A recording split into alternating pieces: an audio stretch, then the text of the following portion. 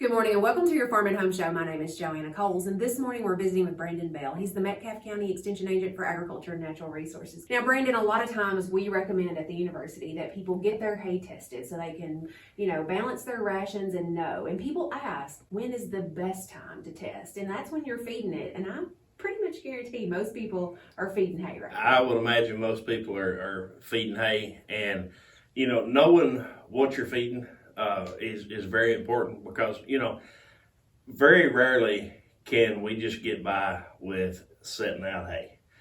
Different classes of animals have different nutrient requirements, and there may be some situations where we're okay just to feed straight hay, but it needs to be really good quality hay for it to be able to meet nutrient requirements alone. A lot of times, if we take a hay test and we look at what is actually in there as far as nutritional content, we're going to need to supplement.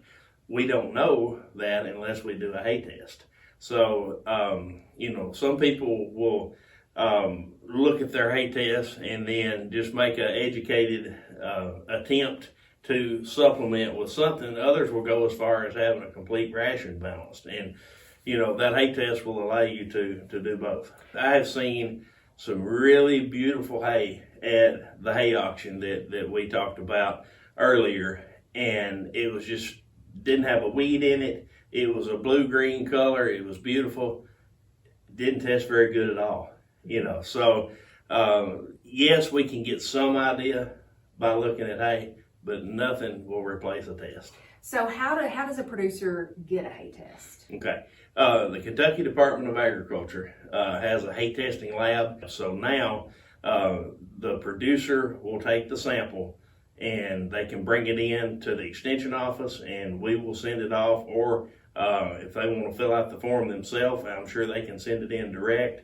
Mm-hmm. But what we do in Metcalfe County is I have a hay probe and drill that I will loan out. The producer can pull the samples, bring them into the office, leave a check to send in with the sample, and we will get those sent off, and you'll get results back, and they will copy me or any other agent on the results, and they will send a copy to the producer so we can all look at it and put our heads together and come up with a plan.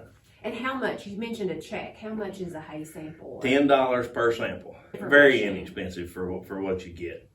It's so valuable. We talked about earlier that we have the Tri-County Hay and Straw auction, and that's one of the things that we take pride in is we have that hay test hanging on those sample bales where people can go through and browse and look and see exactly what they're buying.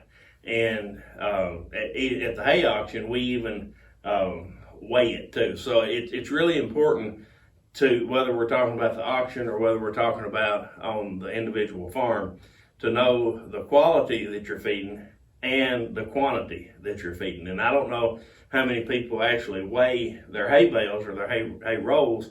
I had not done this until we started having this auction, but it is amazing how much variation there is in a 5-foot roll.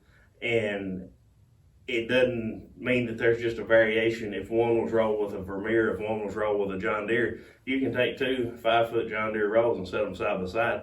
There could be 200 pounds variation in the roll. And we've learned a lot by weighing this hay. Used to people, I would hear them say that they had rolls of hay that would weigh a ton.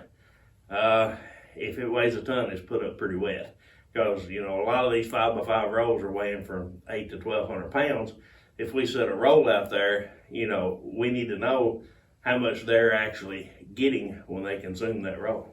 And Brandon, that's important information to get. Now, the weight they won't get from the hay test. That's right. They need to find another source. They need to find another way to do that. But it's important. But it's important to know the quantity that they're actually consuming. Because I think a lot of times when we're trying to figure our hay needs, knowing that weight of our actual rolls, and maybe, like you mentioned, weighing more than just one roll, because there's variation even with your rolls. Right. But that can help in our calculations of our hay needs. Sure.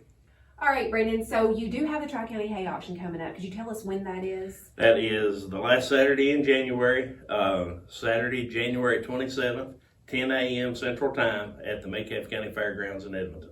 Thanks for watching and have a great day.